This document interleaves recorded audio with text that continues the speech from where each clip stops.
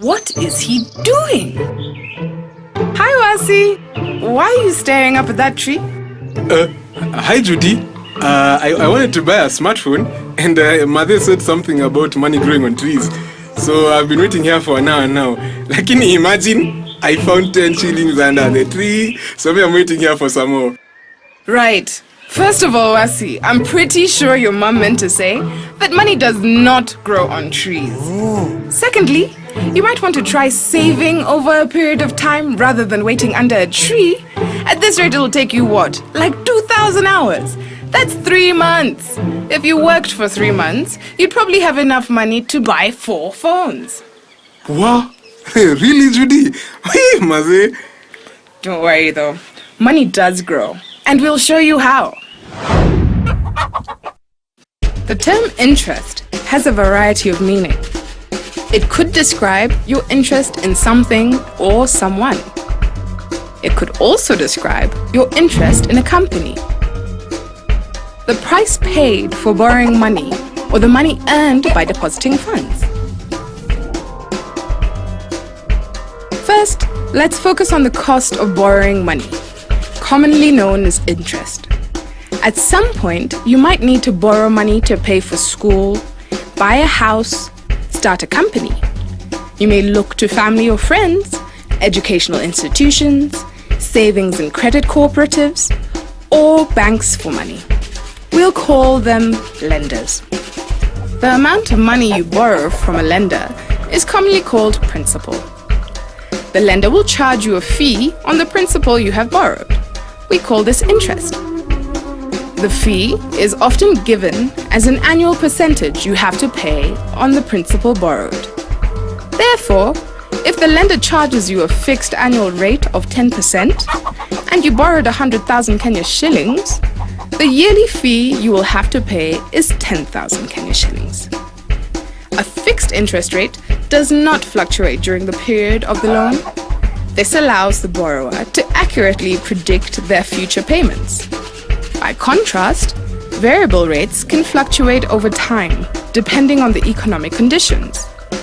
In Kenya, the cost of borrowing often falls between 8 and 20%. You can think of the interest as a compensation to the lender for the risk of principal loss and for foregoing other investments that could have been made with the money. The bank's opportunity cost.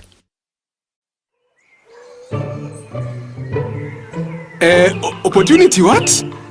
Come again? Let's put it this way. You sell DVDs, right? Yeah. You make about 1,000 bob a day, right? Uh-huh.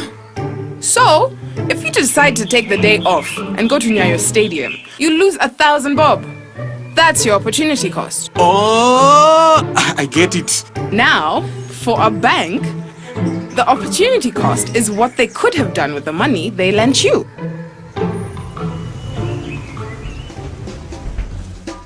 Now, let's focus our attention on how to make your money grow.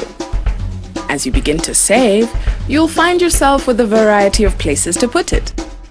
You may choose to hide your money in a mattress or tuck it away in a drawer, but these options don't allow your money to grow. If you decide to deposit your money with a financial institution, such as a bank, you'll earn interest because the financial institution is paying for the use of the deposited funds. That's right, the financial institution pays you to hold your money. And what's better? It's compounded interest. Let's assume you open an account that earns a fixed 5% compound interest annually. A compound interest is when interest is added to the principal, so that from that moment on, the interest that has been added also earns interest. Sound confusing? Let's look at the numbers again.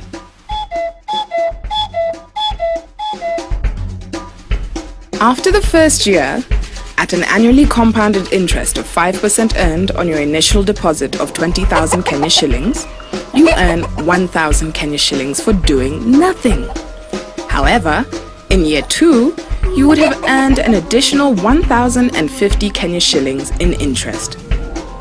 Therefore, after 2 years, you would have earned an additional 2,050 Kenya shillings, and your account would have 22,050 Kenya shillings. The majority of bank accounts will earn interest which is compounded.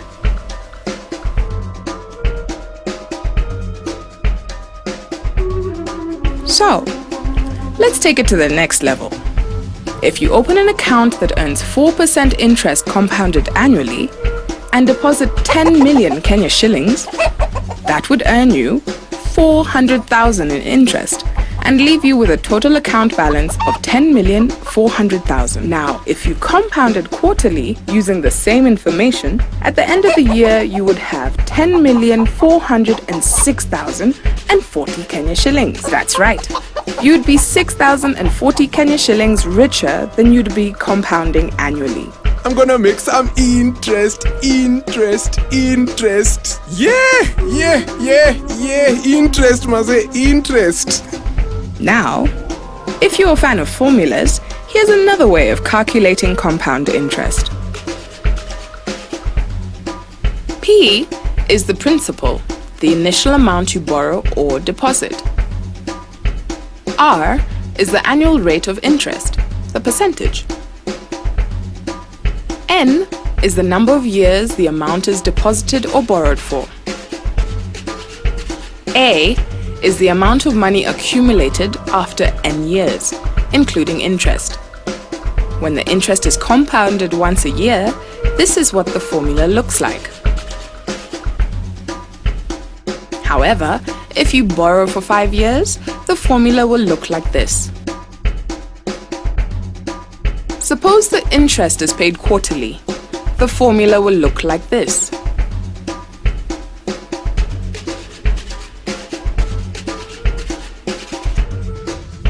Ready for round 3? Let me show you a cool trick to see how fast your money will double. The rule of 72 is a quick method for finding how fast your money doubles for a given compound interest rate. For example, if you have an annual compound interest rate of 6%, it will be 72 divided by 6, which is 12 years for your money to double, compounding at 6%. This approximation is best used for interest rates below 10%. Wasi is interested in buying a new smartphone and would like to borrow money from his dad for a year. Should he borrow 20,000 Kenya shillings at 8% annual simple interest rate? Or borrow 20,000 shillings at 8% interest rate compounded quarterly?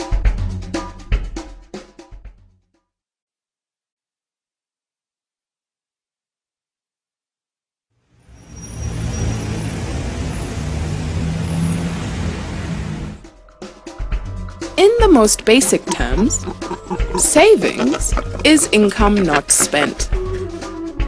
Income is the money we obtain or earn. As a DVD seller, the money you are paid is your income. Although you earn income, you do regularly spend your money on what we call expenses. You may spend it on lunch, cell phone bills, movie tickets, electricity or public transport. So, your savings are your income less any expenses you may have. There are 2 types of expenses. Fixed expenses, those that you pay regularly, like car payments and student loans. And flexible expenses, those that can be adjusted or eliminated, like food costs, gas, and airtime. So, your savings are your income less your fixed expenses and your flexible expenses. No, Judy. See, if I have money to buy everything, why should I save? I already know how to make money grow. See, I'll just grow some more. I mean, I can start saving when I have more money, like next year. Or I can start when I'm older, when I have more responsibilities, or exactly when I have more money. I mean, I'm a young Jama. I should be enjoying every cent I make. YOLO, you only live once, maze, YOLO. Yes, but there are a number of reasons why you should save. loss of a job, or even a medical emergency. Like for an unexpected car repair, it's a good idea to have about 6 months of your expenses saved. What about your education? Education is a pathway to getting ahead in life. However, pursuing higher education can be costly. It's important to save money now so you can advance your career and be less burdened financially.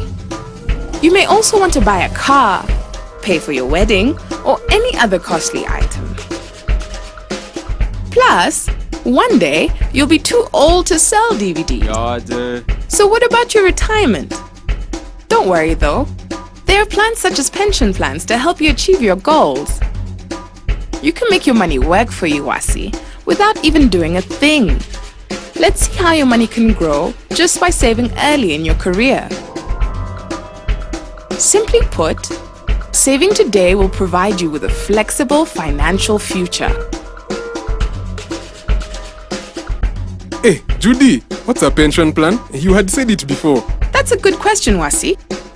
It's a type of retirement plan, usually tax exempt, where an employer and/or individual make contributions towards a pool of funds set aside for an individual's future benefit. The pool of funds is then invested in the individual's behalf, allowing the individual to receive a steady stream of benefits upon retirement. These funds could either be managed by government or private institutions. Having your money professionally managed in a stable, structured pension can make a significant difference in the long term. Whether you're planning on sunbathing on the coast or heading to your shags, your retirement should be something you look forward to. In Kenya, individuals have the following options. The National Social Security Fund, NSSF, offers social protection to all Kenyan workers who are members of the organization. Its main objective is to provide basic financial benefits to Kenyan workers in the formal and informal sectors when they retire. In order to receive benefits from the NSSF program, you have to become a member. In addition to the government-required program, individuals above the age of 18 can opt for additional retirement plans. All local private pension plans are registered under RBA, Retirement Benefits Authority, a regulator responsible for developing and safeguarding the Kenyan retirement benefit sector. Individual pension plans are open to everyone and are operated by independent financial institutions such as banks, insurance companies, and others. An individual plan will provide you with additional financial security when retiring. These policies can be simple, secure, and flexible, providing you with consistently high returns on your investment. It's critical that you do your research on a variety of individual plans in order to select the right plan for you. Wow! Yani, there was so much I didn't know about making money grow. It obviously doesn't grow on trees. Thanks, Judy. I've learned